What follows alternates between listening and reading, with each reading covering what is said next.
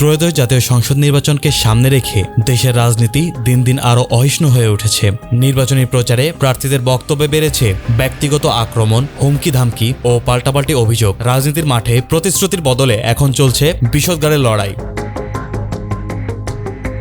BNP, Jamaat ইসলামী ও জাতীয় নাগরিক party সহ বিভিন্ন দলের শীর্ষ নেতারা একে অন্যকে লক্ষ্য করে কড়া ভাষায় বক্তব্য দিচ্ছেন। নির্বাচনী প্রচারে ধর্ম, মুক্তিযুদ্ধ এবং বিদেশি ষড়যন্ত্রের প্রসঙ্গ টেনে আনা হচ্ছে। দিন যত যাচ্ছে উত্তেজনার মাত্রাও বাড়ছে।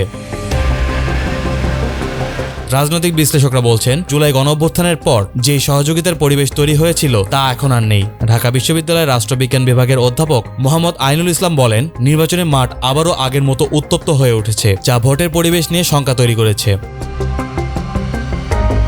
এদিকে নির্বাচন কমিশনের সাবেক অতিরিক্ত সচিব জেসমিন টুলি বলেন, রাজনৈতিক দলগুলোর কাছ থেকে আরও দায়িত্বশীল বক্তব্য প্রত্যাশিত ছিল, কিন্তু বাস্তবে দেখা যাচ্ছে কাদা ছোড়াছুড়ি সেই পুরনো ধারায় ফিরে এসেছে। ভোটের মাঠে জামাতের আমির ডাক্তার শফিকুর রহমান চাঁদাবাজি না করার অঙ্গীকারের পাশাপাশি বিএনপির ফ্যামিলি কার্ড প্রতিশ্রুতি নিয়েও ইঙ্গিতপূর্ণ বক্তব্য দেন। পাল্টা বিএনপির মহাসচিব মির্জা ফখরুল ইসলাম আলমগীর জামায়াতের বিরুদ্ধে স্বাধীনতা যুদ্ধবিরোধী অবস্থানের অভিযোগ তোলেন।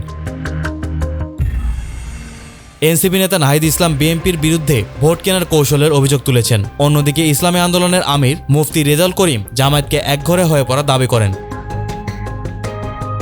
শুধু বক্তব্য নয়, মাঠে সহিংস ঘটনাও ঘটছে। ঢাকা ৮ আসনে এনসিপির প্রার্থী নাসির উদ্দিন পাটোয়ারির পথসমাবেশ চলাকালে ডিম নিক্ষেপের ঘটনা ঘটেছে। কেরানীগঞ্জে গুলিবিদ্ধ হয়ে বিএনপি নেতা হাসান মোল্লার মৃত্যু রাজনীতিতে নতুন উদ্বেগ তৈরি করেছে।